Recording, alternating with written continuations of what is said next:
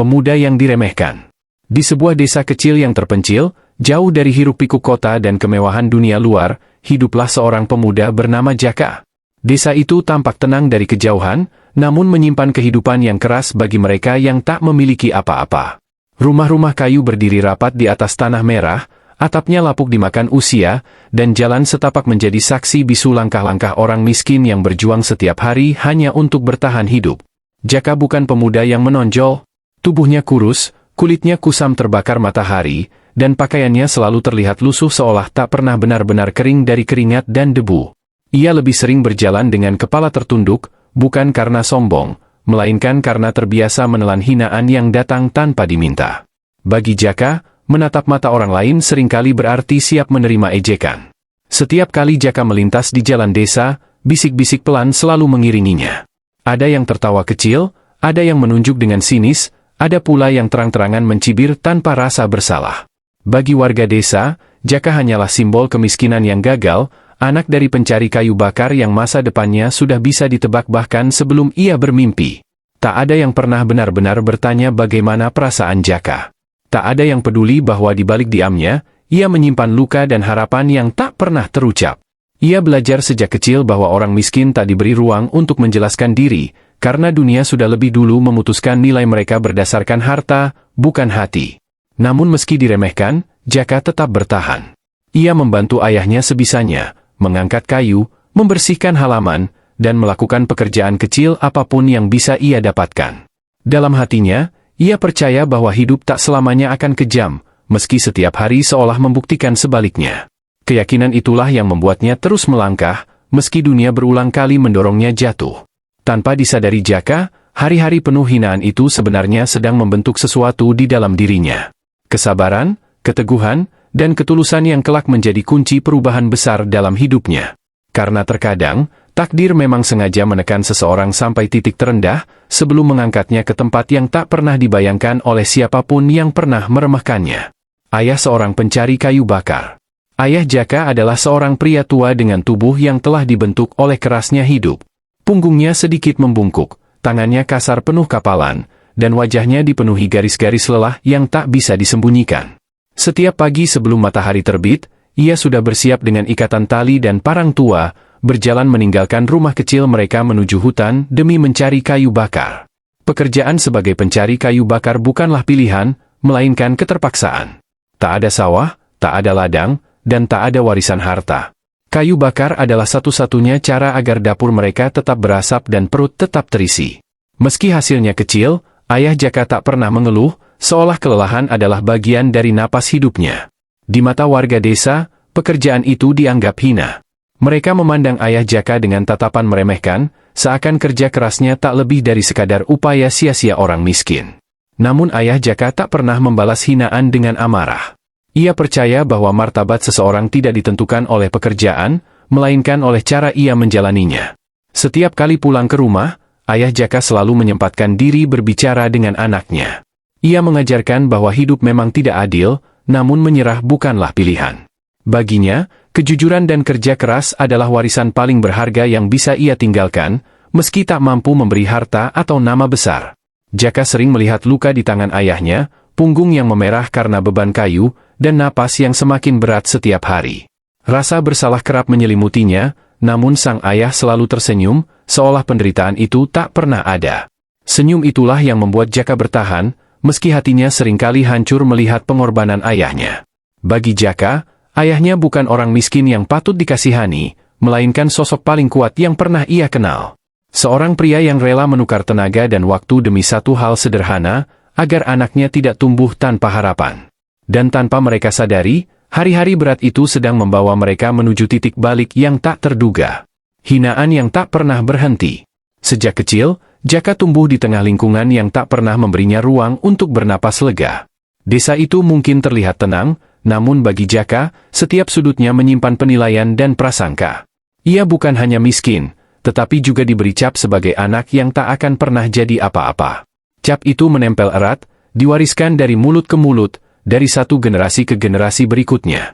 Setiap langkah Jaka diiringi bisik-bisik yang tak pernah ia minta. Ada yang tertawa kecil sambil menutup mulut, ada yang berbisik tanpa malu, Bahkan ada yang sengaja mengeraskan suara agar ia mendengar. Kata, miskin, seolah menjadi nama kedua baginya, menggantikan jati diri yang seharusnya ia miliki sebagai manusia. Anak-anak seusianya pun tak kalah kejam. Mereka meniru orang dewasa, mengejek pakaian lusuh Jaka, menertawakan sandalnya yang tipis, dan menjadikannya bahan candaan setiap kali berkumpul. Tidak ada empati, karena kemiskinan dianggap kesalahan, bukan keadaan. Jaka hanya diam, menelan semuanya tanpa perlawanan. Yang paling menyakitkan bukanlah ejekan langsung, melainkan perlakuan seolah ia tak ada. Saat ada kerja bakti, Jaka hanya dipanggil untuk mengangkat beban berat. Saat ada musyawarah, suaranya tak pernah diminta. Ia ada, namun keberadaannya tak pernah dianggap berarti. Ayah Jaka sering menyaksikan semua itu dari kejauhan. Hatinya perih melihat anaknya diperlakukan seperti itu, namun ia tahu, melawan hanya akan memperparah keadaan. Maka ia memilih mengajarkan Jaka untuk bersabar, meski sebagai ayah, rasa marah dan tak berdaya kerap bercampur di dadanya. Di malam hari, ketika desa terlelap, Jaka sering duduk sendirian di depan rumah kayu mereka. Ia menatap langit gelap tanpa bintang, bertanya dalam hati apakah hidup memang sudah ditentukan seperti ini. Tangannya mengepal, bukan karena dendam, melainkan karena ia berusaha menahan air mata yang tak ingin ia perlihatkan pada siapapun. Namun tanpa disadari warga desa, hinaan yang mereka lontarkan setiap hari justru membentuk sesuatu di dalam diri Jaka. Luka demi luka menajamkan keteguhannya, ejekan demi ejekan menguatkan kesabarannya. Ia mungkin terlihat diam dan lemah, tetapi di balik itu, jiwanya sedang ditempa oleh kerasnya kehidupan. Tak seorang pun tahu bahwa pemuda yang mereka remehkan ini sedang berjalan menuju takdir besar. Dan kelak, orang-orang yang hari ini tertawa dan menghina, akan menjadi saksi bisu bagaimana hidup membalikan segalanya dengan cara yang paling menyakitkan bagi mereka yang pernah merendahkan. Ayah tak pernah pulang. Pagi itu dimulai seperti hari-hari sebelumnya. Ayah Jaka bangun lebih awal dari matahari, mempersiapkan tali dan parang tua yang telah menemani hidupnya selama puluhan tahun. Ia berpamitan singkat, tersenyum seperti biasa, seolah hari itu tak berbeda dari hari-hari lain yang penuh lelah namun jujur. Jaka tak tahu, itulah senyum terakhir yang akan ia lihat dari ayahnya. Jam demi jam berlalu, matahari merangkak naik ke puncaknya, namun ayah Jaka tak kunjung kembali. Biasanya, saat matahari condong ke barat, langkah berat ayahnya sudah terdengar di depan rumah. Hari itu, hanya sunyi yang datang. Hati Jaka mulai gelisah, perasaan tak enak perlahan merayap tanpa bisa ia jelaskan. Senja berubah menjadi malam, dan malam menelan desa dengan gelapnya. Jaka mondar-mandir di depan rumah, berharap melihat siluet ayahnya muncul dari kejauhan. Namun yang datang hanyalah angin dingin dan suara serangga malam. Untuk pertama kalinya, ketakutan benar-benar menguasai hatinya. Keesokan harinya, beberapa warga desa akhirnya masuk ke hutan untuk mencari ayah Jaka. Bukan karena peduli, melainkan karena tak ingin ada masalah jika sesuatu yang buruk terjadi. Jaka mengikuti mereka dari belakang, langkahnya berat, jantungnya berdetak semakin kencang setiap kali hutan semakin rapat. Tak jauh dari jalur biasa, mereka menemukan ikatan kayu bakar yang tergeletak di tanah, berserakan seolah terjatuh secara tiba-tiba. Di dekatnya, terdapat bercak darah yang masih membekas, cukup untuk menjelaskan bahwa sesuatu yang buruk telah terjadi. Dunia Jaka seketika runtuh di tempat itu. Jaka berlutut di tanah, tangannya gemetar menyentuh kayu-kayu itu, berharap semua ini hanyalah mimpi buruk. Tenggorokannya tercekat, air mata jatuh tanpa suara, dan dadanya terasa kosong. Ayahnya tak ditemukan, namun kenyataan sudah cukup kejam untuk menjawab semuanya. Tak ada upacara perpisahan yang layak, tak ada doa bersama yang tulus dari warga desa. Kehilangan itu seolah tak berarti bagi siapapun selain Jaka. Sejak hari itu, ia benar-benar sendirian, tanpa keluarga, tanpa pelindung, dan tanpa tempat bersandar di dunia yang tak pernah ramah padanya. Namun justru dari kehilangan itulah, sesuatu mulai berubah dalam diri Jaka. Kesedihan mengeras menjadi tekad, dan rasa takut perlahan digantikan oleh keberanian yang belum pernah ia rasakan sebelumnya. Ia belum tahu kemana takdir akan membawanya, tetapi satu hal pasti, hidupnya tak akan pernah sama lagi sejak hari ayahnya tak pernah pulang. Kelaparan dan keputusan nekat. Hari-hari setelah kepergian ayahnya terasa panjang dan menyiksa bagi Jaka. Rumah kayu yang dulu terasa sempit kini menjadi terlalu luas dan sunyi. Tak ada suara langkah berat, tak ada batu kecil di pagi hari, dan tak ada lagi senyum lelah yang menyambutnya saat senja. Kesunyian itu perlahan berubah menjadi beban yang menekan dada Jaka setiap kali ia membuka mata. Persediaan makanan semakin menipis. Beras tinggal segenggam, dapur tak lagi mengepul, dan perut Jaka seringkali hanya diisi air agar rasa lapar mereda. Ia mencoba mencari pekerjaan kecil di desa, namun pintu-pintu tertutup sebelum ia sempat berbicara. Bagi mereka, Jaka hanyalah beban yang kini kehilangan penopang hidupnya. Rasa lapar bukan sekadar perih di perut, tetapi juga menggerogoti pikiran. Malam hari menjadi semakin berat, tidur tak pernah nyenyak, dan mimpi buruk sering datang membawa bayangan ayahnya yang tak pernah kembali. Tubuh Jaka melemah, namun pikirannya justru dipenuhi kegelisahan yang tak memberinya jeda. Di tengah keputusasaan itu, Jaka teringat pada satu tempat yang selalu dihindari orang desa, hutan terlarang di ujung wilayah mereka. Hutan yang katanya dihuni makhluk gaib, tempat orang-orang yang masuk tak pernah kembali. Selama ini, Jaka hanya mendengar cerita, namun kini cerita itu berubah menjadi satu-satunya harapan, meski berbalut risiko kematian. Malam itu, Jaka duduk lama di depan rumahnya, menimbang antara rasa takut dan kebutuhan untuk bertahan hidup. Ia tahu, jika tetap diam, kelaparan akan membunuhnya perlahan. Jika melangkah ke hutan terlarang, kematian mungkin datang lebih cepat. Namun bagi Jaka, mati perlahan tanpa berusaha terasa lebih menakutkan. Dengan sisa tenaga dan tekad yang dipaksakan, Jaka akhirnya mengambil keputusan nekat.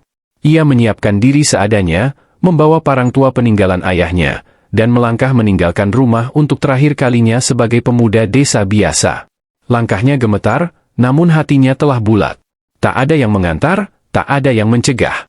Desa tetap terlelap dalam tidur, seolah tak peduli pada satu nyawa yang sedang mempertaruhkan segalanya. Jaka melangkah menuju kegelapan hutan, tanpa tahu bahwa keputusan itulah yang akan membawanya pada takdir yang sama sekali tak pernah ia bayangkan. Hutan terlarang dan kabut mistis. Langkah pertama Jaka memasuki hutan terasa seperti melewati batas antara dunia yang ia kenal dan sesuatu yang sama sekali asing. Pepohonan menjulang tinggi, rapat, dan menutup cahaya bulan, membuat suasana menjadi gelap bahkan sebelum ia benar-benar jauh dari desa. Udara di dalam hutan terasa lebih dingin, lebih berat, seolah dipenuhi napas makhluk yang tak terlihat. Semakin dalam ia melangkah, suara desa perlahan menghilang. Tak ada lagi jangkrik yang biasa ia dengar, tak ada suara angin yang menenangkan. Yang tersisa hanyalah bunyi langkah kakinya sendiri dan detak jantung yang berdentum keras di telinganya. Setiap ranting patah di bawah kakinya terdengar terlalu nyaring, seolah memberitahu hutan bahwa ada manusia yang masuk tanpa izin. Kabut tipis mulai turun tanpa peringatan. Awalnya hanya menyelimuti tanah, namun perlahan naik hingga menutup pandangan. Jaka berhenti sejenak, mencoba menenangkan napasnya, namun kabut itu terasa berbeda, dingin dan lembab, seolah hidup dan bergerak mengikuti langkahnya. Arah menjadi samar, dan hutan seakan berputar mengaburkan jalan pulang. Di balik kabut, Jaka merasa ada sesuatu yang mengawasinya. Bukan dengan mata, melainkan dengan kehadiran. Bulunya merinding, keringat dingin mengalir di punggungnya, dan tangannya mencengkeram erat parang tua peninggalan ayahnya. Ia berusaha meyakinkan diri bahwa semua ini hanyalah ketakutan pikirannya sendiri. Tiba-tiba, terdengar suara gesekan dari balik semak. Bukan suara hewan kecil, melainkan sesuatu yang besar dan berat, bergerak perlahan di antara pepohonan. Jaka membeku di tempat, napasnya tertahan, matanya mencoba menembus kabut yang semakin tebal. Detik-detik itu terasa seperti selamanya.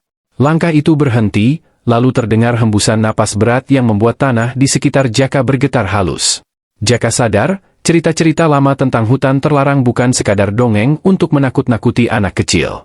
Ada sesuatu di sini, sesuatu yang jauh lebih tua dan lebih kuat dari manusia. Dalam ketakutan itu, Jaka nyaris berbalik lari.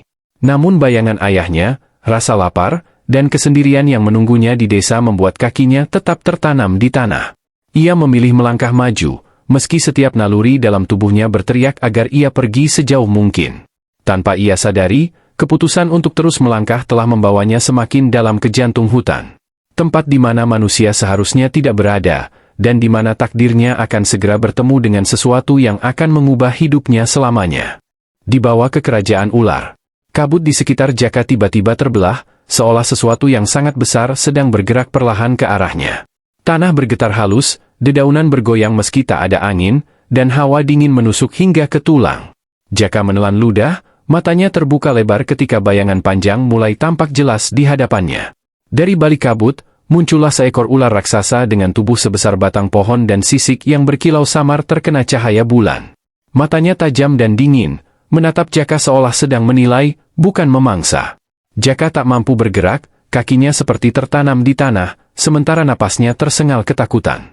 Dalam sekejap, ekor ular itu bergerak cepat, melilit tubuh Jaka tanpa melukainya. Bukannya diremas, Jaka justru diangkat perlahan, seolah benda rapuh yang harus dijaga. Kepanikannya memuncak, namun anehnya, ia masih hidup, masih bernapas, dan tak merasakan rasa sakit sedikit pun. Dunia di sekelilingnya berubah. Pepohonan, tanah, dan kabut menghilang, digantikan oleh lorong panjang di bawah tanah yang diterangi cahaya kehijauan. Jaka sadar ia sedang dibawa masuk ke dalam perut bumi, melewati jalur yang tak pernah dibuat untuk manusia biasa. Lorong itu berakhir pada sebuah ruang luas yang membuat Jaka terdiam. Di hadapannya berdiri sebuah istana megah dengan pilar-pilar batu berlapis sisik emas dan ukiran kuno berbentuk ular. Cahaya obor memantul di dinding, menciptakan bayangan yang bergerak seolah hidup. Makhluk-makhluk bersisik lalu bermunculan dari berbagai arah. Ada yang berwujud setengah manusia, setengah ular, ada pula yang sepenuhnya ular namun berdiri tegak dengan tatapan cerdas. Tak satu pun menyerang. Mereka hanya menatap Jaka dengan ekspresi penuh rasa ingin tahu. Jaka akhirnya diletakkan di tengah aula istana. Di ujung ruangan, sebuah singgasana batu hitam menjulang tinggi. Di sanalah duduk sosok yang auranya menekan dada, Raja Ular, penguasa kerajaan yang telah ada jauh sebelum desa Jaka berdiri. Tatapan Raja Ular tertuju langsung pada Jaka. Tak ada amarah, tak ada senyum, hanya ketenangan yang menakutkan. Dalam hati, Jaka sadar satu hal, hidup dan matinya kini tak lagi berada di tangannya sendiri. Ia telah melangkah terlalu jauh, dan takdirnya kini berada di hadapan makhluk yang bukan manusia. Dan tanpa Jaka sadari, pertemuan itulah awal dari perintah yang akan mengubah hidupnya secara drastis. Perintah yang tak pernah terlintas di benak manusia manapun, dan akan memaksanya memilih antara dirinya, atau seluruh desa yang pernah menghancurkannya. Perintah takdir yang mengerikan. Suasana aula istana mendadak menjadi hening ketika Raja Ular perlahan bangkit dari singgasananya. Setiap gerakannya membuat lantai batu bergetar halus, seolah seluruh kerajaan tunduk pada keberadaannya. Tatapannya tetap terkunci pada Jaka, menembus rasa takut hingga ke dasar hati, membuat pemuda itu sadar bahwa satu kata dari makhluk ini bisa menentukan nasibnya. Dengan suara berat dan dalam, Raja Ular akhirnya berbicara. Bukan teriakan, bukan ancaman, namun setiap kata terdengar seperti hukum yang tak bisa dibantah. Ia mengatakan bahwa Jaka tidak dipilih secara kebetulan, melainkan karena hatinya yang masih bersih meski hidupnya penuh penderitaan. Kata-kata itu justru membuat Jaka semakin gemetar, karena ia tahu, pilihan Raja Ular tak pernah sederhana. Raja Ular lalu mengungkapkan rahasia kerajaan mereka. Putri-putrinya terikat kutukan kuno yang tak bisa dipatahkan oleh kekuatan kerajaan sendiri. Kutukan itu hanya bisa dihancurkan oleh manusia dengan ketulusan sejati, manusia yang tak silau oleh kekuasaan dan tak digerakkan oleh keserakahan. Dan manusia itu, menurut Raja Ular, adalah Jaka. Tanpa memberi waktu untuk berpikir panjang, Raja Ular menyampaikan perintahnya. Jaka harus menikahi para putri kerajaan ular. Bukan satu, bukan dua, melainkan 100 wanita jelmaan ular, sebagai syarat untuk mematahkan kutukan yang telah berlangsung selama ratusan tahun. Kata-kata itu menghantam Jaka seperti petir, membuat pikirannya kosong seketika. Jaka berusaha menolak dengan suara gemetar. Ia hanyalah manusia biasa, miskin, dan tak pernah membayangkan takdir seperti ini. Namun Raja Ular hanya menatapnya dalam diam, lalu menyampaikan konsekuensi yang jauh lebih mengerikan dari perintah itu sendiri. Jika Jaka menolak, Raja Ular tak akan menyentuhnya. Namun desa tempat ia berasal akan dihapus dari muka bumi, satu persatu, tanpa tersisa. Semua hinaan, semua luka, dan semua orang yang pernah meremehkannya akan lenyap, bukan sebagai balas dendam, melainkan sebagai harga dari sebuah penolakan. Mendengar itu, dada Jaka terasa sesak. Ia teringat wajah ayahnya, rumah kayu sederhana, dan bahkan orang-orang desa yang selama ini menghina. Meski hatinya penuh luka, ia tak pernah benar-benar menginginkan kehancuran mereka. Di titik itu, Jaka sadar bahwa pilihan yang diberikan padanya bukanlah pilihan, melainkan pengorbanan. Raja Ular memberi Jaka waktu singkat untuk menjawab. Aula kembali hening, namun keheningan itu terasa lebih bising daripada teriakan. Dalam diam, Jaka berdiri di persimpangan takdir, antara menyelamatkan banyak nyawa dengan mengorbankan dirinya, atau menolak dan membiarkan segalanya musnah. Dan pada saat itulah, Jaka mulai menyadari bahwa hidupnya yang penuh hinaan dan penderitaan sejak kecil mungkin memang dipersiapkan untuk satu keputusan besar ini. Keputusan yang akan mengubah bukan hanya nasibnya, tetapi juga nasib banyak makhluk yang bahkan bukan manusia. Pernikahan dalam ketakutan. Keputusan itu akhirnya keluar dari bibir Jaka dengan suara yang hampir tak terdengar. Ia menerima perintah Raja Ular, bukan karena keberanian, melainkan karena tak ada pilihan lain yang tersisa. Aula istana tetap hening, namun aura di sekelilingnya berubah, seolah kerajaan bawah tanah itu bernapas lega setelah menunggu jawaban yang menentukan. Persiapan pernikahan dilakukan dengan cara yang tak pernah Jaka bayangkan sebelumnya. Makhluk-makhluk bersisik bergerak cepat dan teratur, menyalakan obor-obor batu, menggantung kain hitam dan emas, serta menyiapkan simbol-simbol kuno di sepanjang aula. Tak ada tawa, tak ada kegembiraan, hanya kesunyian sakral yang menekan batin. Satu persatu, para putri kerajaan ular mulai memasuki aula. Wujud mereka adalah wanita-wanita cantik dengan mata dingin dan gerakan anggun, namun sisik halus di kulit mereka mengingatkan bahwa mereka bukan manusia sepenuhnya. Jaka berdiri kaku, jantungnya berdegup tak karuan, pikirannya kosong menghadapi pemandangan yang terlalu besar untuk diterima. Ritual dimulai dengan bahasa yang tak dipahami Jaka. Suara mantra bergema di dinding batu, rendah dan dalam, membuat udara terasa semakin berat. Obor-obor berkelip tak stabil, bayangan para hadirin menari di dinding, dan setiap detik terasa berjalan terlalu lambat. Saat ikrar diucapkan, tangan Jaka gemetar. Ia mengikuti setiap perintah tanpa benar-benar mengerti artinya.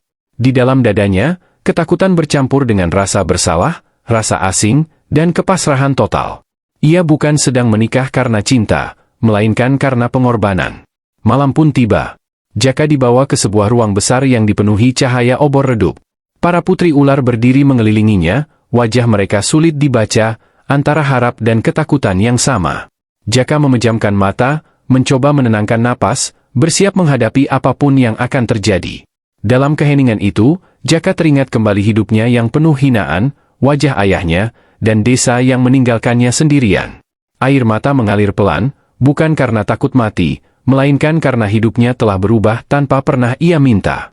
Namun di balik semua itu, ada satu doa sederhana yang ia panjatkan dalam hati. Malam itu menjadi malam terpanjang dalam hidup Jaka. Ia tak tahu apakah ia akan selamat, apakah kutukan akan benar-benar patah, atau apakah ini adalah akhir dari segalanya. Yang ia tahu, ketika fajar tiba, hidupnya tak akan pernah kembali seperti sebelumnya. Dan tanpa Jaka sadari, di balik ketakutan dan pengorbanannya, sesuatu yang luar biasa sedang bersiap untuk terjadi. Sesuatu yang akan membalikan nasibnya, mematahkan kutukan lama, dan mengubah pemuda miskin yang diremehkan menjadi sosok yang tak lagi bisa diabaikan. Keajaiban dan pecahnya kutukan. Cahaya fajar perlahan merembes ke dalam ruang ritual, menembus celah-celah batu istana bawah tanah. Udara yang semalam terasa berat kini berubah hangat dan ringan, seolah sesuatu yang lama terkurung akhirnya dilepaskan. Jaka membuka mata dengan ragu, jantungnya masih berdetak cepat, bersiap menghadapi apapun yang menantinya. Di hadapannya, para putri kerajaan ular berdiri terdiam. Sisik-sisik halus di kulit mereka mulai memudar, berganti dengan kulit manusia yang utuh. Mata mereka yang semalam dingin kini dipenuhi keterkejutan dan kebingungan, seolah mereka baru saja terbangun dari mimpi panjang yang menyiksa. Satu persatu, perubahan itu menyebar ke seluruh ruangan. Sisik jatuh ke lantai batu seperti debu waktu, lenyap tanpa suara. Para putri itu saling memandang, menyentuh tangan mereka sendiri dengan gemetar, menyadari bahwa kutukan yang mengikat mereka selama ratusan tahun akhirnya patah. Jaka berdiri terpaku, pikirannya nyaris tak mampu mencerna apa yang ia saksikan. Ia tak merasakan apapun selain kelelahan dan kelegaan yang mendalam. Tanpa mantra, tanpa kekuatan, tanpa sihir yang ia pahami, ketulusan dan pengorbanannya telah melakukan apa yang tak mampu dilakukan kerajaan ular selama berabad-abad. Tangis pun pecah. Para putri kerajaan ular berlutut, air mata mereka jatuh membasahi lantai istana. Bukan tangis ketakutan, melainkan tangis kebebasan.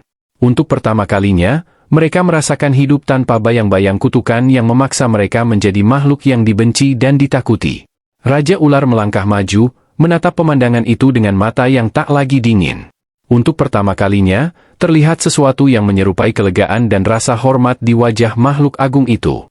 Ia menyadari bahwa takdir kerajaan akhirnya berubah, bukan oleh kekuatan, melainkan oleh pengorbanan seorang manusia miskin. Dengan suara yang lebih tenang, Raja Ular mengakui bahwa Jaka telah menunaikan takdirnya. Kutukan kuno yang selama ini menghantui kerajaan telah berakhir, dan keseimbangan kembali tercipta. Aula istana yang dulu terasa menekan kini dipenuhi cahaya dan kehangatan yang belum pernah ada sebelumnya. Jaka menunduk, air mata jatuh tanpa ia sadari. Bukan karena kesedihan, melainkan karena beban yang selama ini ia pikul akhirnya terangkat. Ia teringat ayahnya, hidupnya yang penuh hinaan, dan jalan panjang yang membawanya ke titik ini. Semua penderitaan itu kini terasa memiliki makna. Keajaiban itu bukan hanya mematahkan kutukan kerajaan ular, tetapi juga membuka jalan baru bagi Jaka. Ia belum tahu apa yang menantinya setelah ini, namun satu hal pasti, pemuda miskin yang dulu diremehkan kini telah menjadi bagian dari sejarah besar yang tak akan pernah dilupakan. Balasan takdir. Istana bawah tanah kini tak lagi terasa menekan. Cahaya hangat memenuhi setiap sudutnya, menggantikan bayang-bayang kelam yang dulu menyelimuti kerajaan ular. Jaka berdiri di tengah aula dengan perasaan yang sulit ia jelaskan, antara lega, bingung, dan haru, menyadari bahwa hidupnya telah berubah jauh dari apa yang pernah ia bayangkan. Raja Ular kembali duduk di singgasananya, namun kali ini tanpa aura menekan. Dengan suara yang penuh wibawa, ia menyatakan bahwa Jaka tak lagi dianggap sebagai tamu atau alat takdir, melainkan sebagai sosok terhormat yang jasanya akan dikenang selamanya di kerajaan ular.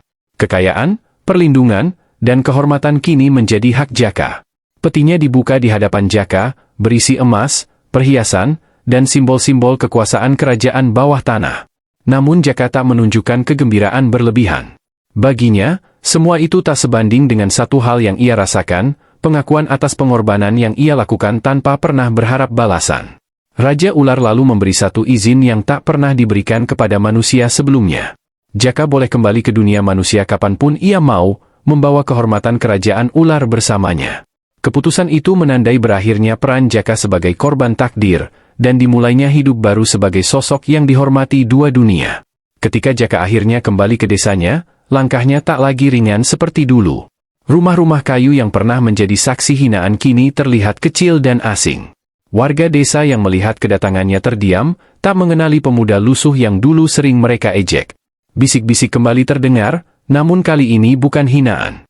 Warga desa menunduk, sebagian dengan rasa malu, sebagian dengan ketakutan. Mereka melihat perubahan pada Jaka, bukan hanya pada pakaiannya, tetapi pada caranya berdiri, menatap, dan membawa diri. Tak ada lagi pemuda miskin yang bisa mereka rendahkan. Jaka tak berkata banyak. Ia tak membalas hinaan dengan amarah, dan tak membalas luka dengan dendam. Dalam diamnya, ia hanya menatap desa itu dengan perasaan campur aduk. Ia sadar, balasan takdir bukanlah tentang mempermalukan orang lain, melainkan tentang membuktikan bahwa hidup bisa berubah tanpa harus menghancurkan siapapun. Di depan rumah kayu yang kini kosong, Jaka berhenti sejenak. Ia menatap tempat ayahnya dulu duduk, seolah masih bisa merasakan kehadirannya. Dalam hati, ia berjanji bahwa semua yang ia jalani, semua penderitaan dan pengorbanan, akan ia gunakan untuk hidup dengan cara yang lebih bermakna.